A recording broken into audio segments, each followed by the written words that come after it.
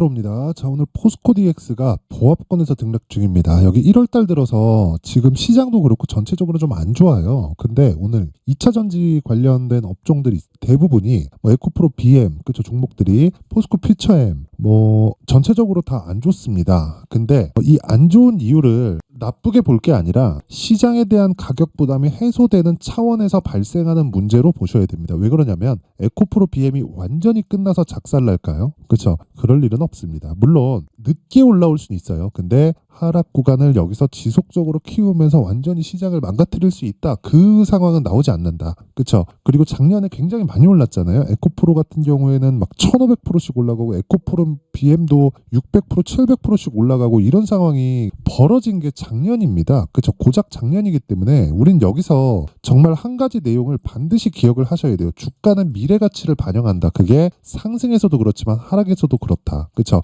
그런 과정에서 포스코 DX 어떻게 됐나요?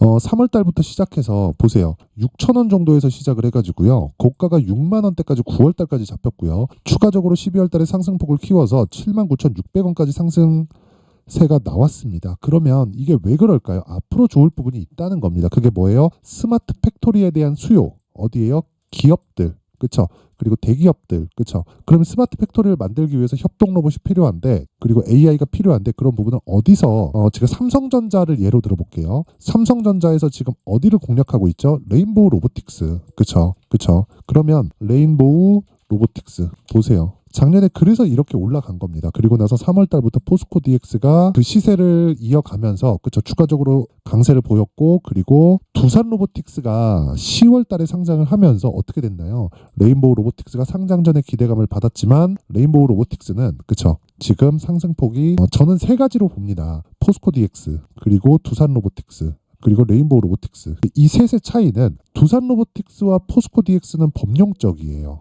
그쵸? 근데 그 레인보우 로보틱스 같은 경우에는 삼성에 특화되어 있기 때문에 주가가 추가적으로 올라가기에는 약간 확장성이 조금 부족합니다. 그런데 보세요. 포스코 DX 어때요? 포스코 그룹에서 나오는 공장들 다 여기서 하죠. 그렇죠? DX에서 다 맡아서 합니다. 근데 플러스 LG 쪽하고 지금 협업을 진행 중에 있고요. 그러면 LG 쪽하고의 성공적인 진행 상황이 시장에 알려지면 추가적으로 뭐가 나와요? 당연히 계약건들, 즉 수주건들이 지속적으로 나올 수밖에 없다. 그런 부분을 반영을 해서 주가가 올라간 건 당연하고 안 빠지고 있는 겁니다. 자, 보세요. 포스코 DX를 끌어올린 게 뭐예요? 포스코 퓨처엠이에요. 근데 퓨처엠 지금 어떻습니까? 7월 달에 고가를 형성했을 때 포스코 DX는 같이 고가를 형성을 했지만 주가가 쭉 빠지는 과정에서 포스코 DX도 하락했죠. 근데 이만큼 안 빠졌죠. 그리고 나서 다시 강세를 보였다. 즉 고가에서 매물 소화가 끝났다는 겁니다. 그런 부분은 어디서 확인할 수 있나요? 수급을 보더라도 확인할 수 있다. 연기금이 고가에서도 지속적으로 쓸어담고 있고, 연기금은 어떤 투자자인지 아시죠? 단기적인 투자자가 아닙니다. 그쵸? 스튜어드십 코드라는 것도 물량을 보유하고 있기 때문에, 그쵸, 그 행동을 할 수 있는 겁니다. 자, 그러면 고가에서 나오고 있는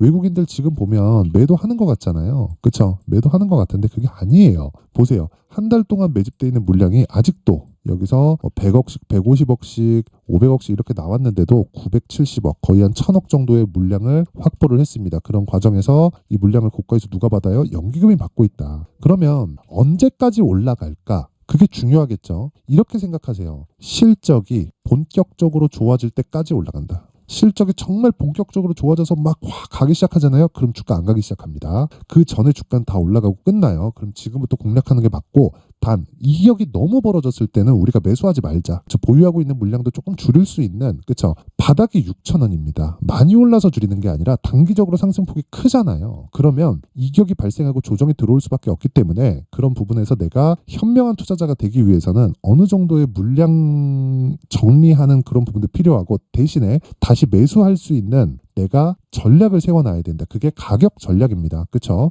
그리고 여기 밑에 보시면요. 두산 로보틱스, 그쵸? 그리고 또 뭐 있습니까? 레인보우 로보틱스. 그렇죠. 레인보우 로보틱스. 이렇게 아까 전에 이야기를 드린 건데 기준이 되는 건 두산 로보틱스와 포스코 DX입니다. 그리고 나서 레인보우 로보틱스는 두산과 포스코 DX가 추가적으로 상승세를 보일 때 레인보우 로보틱스는 따라올 수 있다. 그래서 우리는 두산 로보틱스와 포스코 DX를 동반해서 보유하는 것도 나쁘지 않다. 즉 가격 전략을 다변화시켜서 만들었을 때 우리가 꾸준한 수익 모델을 만들어갈 수 있다는 겁니다. 그래서 그 부분에 대해서 즉 가격 그리고 종목군에 대해서 어떤 식으로 우리가 공략을 해야 될지 저 오늘 내용의 핵심인데 그 내용에 대해서 말씀드리기 전에 제가 연초 이벤트에 대해서 안내 말씀을 드리고 가겠습니다. 자, 여기 옆에 보이시는 화면은 강프로의 무료 소통방입니다. 지금 현재 1,700분 정도가 함께하고 있고요. 그리고 무엇보다 제가 채널 성장이 목적입니다. 그래서 이번에 1월 달에 지금 한 300분 정도 남았습니다. 원래 500분부터 시작을 했는데 지금 한 300분 정도 남았어요. 2,000분까지 입장 인원을 받도록 하겠습니다. 자, 특징점은 두 가지가 있어요. 첫 번째, 무료로 진행한다. 그렇죠. 돈 안 받아요. 채널 성장이 목적입니다. 그리고 두 번째, 신고가 종목만 진행한다. 포스코 DX 뭐예요? 신고가 종목이다. 그래서 제가 계속해서 가격대를 추적하고 관찰하고 있는 겁니다. 자, 그러면 포스코 DX뿐만 아니라 다른 신고가 종목은 어떻게 진행되고 있는지 그 부분에 대해서 확인을 해보면 1월 15일, 그렇죠. 1월 15일 시장가 매수 동방 8시 51분 장 시작 전에 시장가 매수하라는 건 뭐예요? 시가에 그냥 때려 박으라는 거죠. 그렇죠. 동방 어떻게 됐는지 보겠습니다. 동방 자 보세요. 오늘 상한가 마감 20% 정도의 수익에서 마감이 됐습니다. 내일 올라가겠죠. 그렇죠. 근데 원래 저는 스윙 매매를 주력으로 합니다. 그렇죠. 스윙 매매를 주력으로 하는데 동방은 내일 팔 거예요. 그리고 첫 번째 신고가 구간이기 때문에 내일 시가에서 그쵸? 상한가로 시작되지 않으면 내일 고가에서 매물 맞고 빠질 수 있습니다. 그래서 내일 동방은 시가에서 그냥 정리합니다. 원래는 그냥 보유해요. 그냥 하락하는 거 볼 때까지 그냥 보유해요. 근데 동방 같은 경우에 신고가 첫 번째 구간에서 제가 공략을 한 거기 때문에 그쵸? 그런 부분이 있다. 그리고 그런 부분을 소통방에서 계속 진행을 하고 있다. 그리고 딱 여기 세 종목만 딱 보겠습니다. 동방 하나 봤으니까 1월 12일 금요일 날 내용인데 롯데정보통신 흥하해온 그쵸? 여기 어떻게 진행됐는지 볼게요. 롯데정보 자 내용 보면 오늘 보합권에서 등락 중이죠. 아까 말씀드렸죠. 하락하면 매도한다. 그렇죠. 근데 금요일 날 공략을 했기 때문에 아직도 수익권이다. 그렇죠. 고가 19%까지 상승했고 종가 5%에 마감했으니까 고가 대비 많이 빠졌잖아요. 한 14% 빠졌잖아요. 근데 그냥 보유하면 되는 겁니다. 그렇죠. 종목 신고가 종목은 매일 나오고 시장 강세 종목은 매일매일 나옵니다. 그렇죠. 매일매일 수익을 볼 수는 없죠. 하지만 신고가 종목은 매일 나오기 때문에 우리한테 기회는 계속된다. 그래서 우리는 저가 잡으려고 하지 말고 고가를 정확하게 잡으려고 하지 말아라. 이럴수록 우리가 한 종목에 물려서 시간을 쓸데없는 시간을 보내게 됩니다. 그래서 이런 부분을 내가 만들지 않기 위해서는요. 다시 말씀드리지만 신고가에 대해서 이해를 해야 되고 저가 버리고 고가 버린다. 그렇죠. 그랬을 때 하락할 때 매도해도 충분한 수익이 나온다. 그렇죠. 오늘 하락해서 끝났을 때 어떻게 됩니까? 대략 한 3에서 4% 정도의 수익은 충분히 확보가 될 수 있는 그런 가격대에 매수가 됐습니다. 근데 싸게 산 게 아니에요. 원래 요날 잡았어야 되거든요. 요날이 1월 10일이에요. 근데 제가 다른 종목 한다고 롯데정보통신을 못했습니다. 아까 전에 보면 동방하고 똑같죠. 그렇죠. 똑같습니다. 차트의 패턴을 이야기하는 게 아니에요. 신고가 즉 앞에 좋을 내용을 가격이 먼저 반영해서 발생하는 현상입니다. 자, 그 밑에 흥하해운 자 내용 보세요. 오늘도 16% 강세. 근데 지난 금요일 날 상한가 마감이 됐습니다. 그쵸? 그럼 이틀 동안 보유해서 얼마? 25% 이상의 수익 구간에서 그쵸? 우리가 보유해서 간다. 왜? 안 떨어졌으니까 안 판다는 거. 고가에서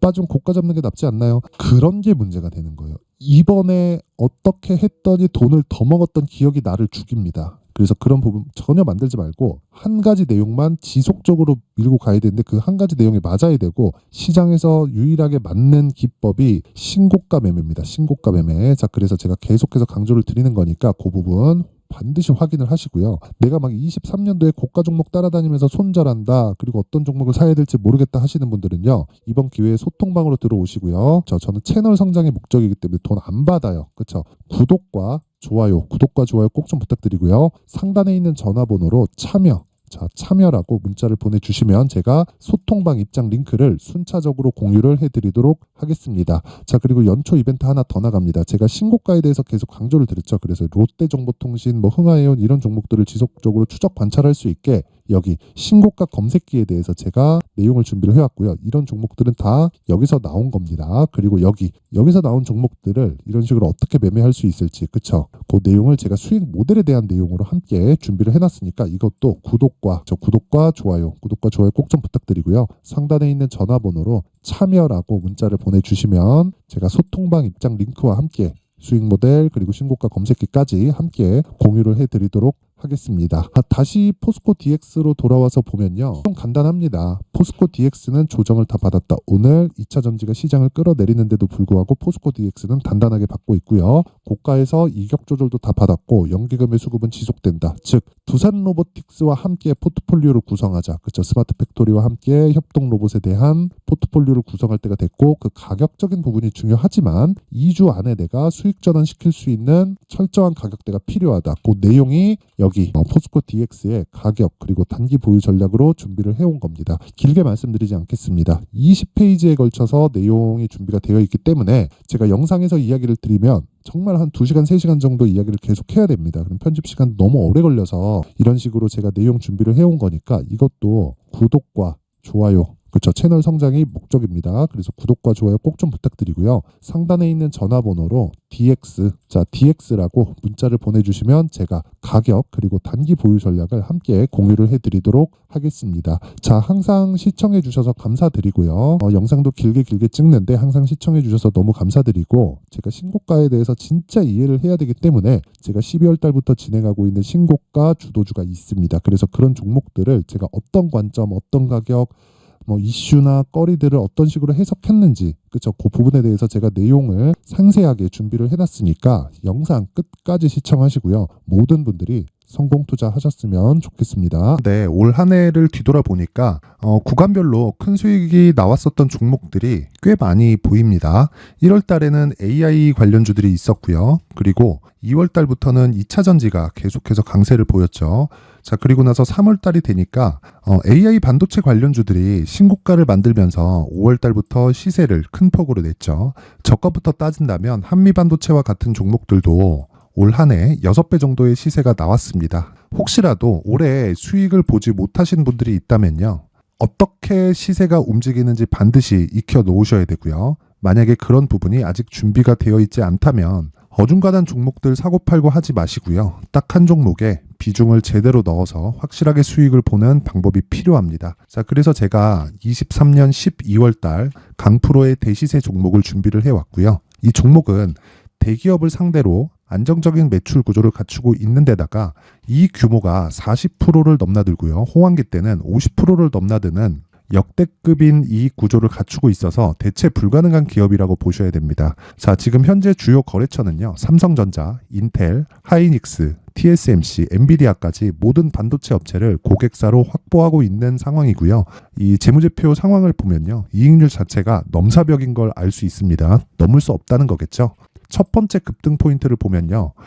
앞서서 보여드렸었던 실적은요. 23년도 개화 시기에 접어들었었던 AI 반도체의 실적이 포함되지 않은 실적입니다. 자, 그런데 올 한 해 개화 시기에 접어들었었던 새로운 반도체의 실적치가 더해지면요.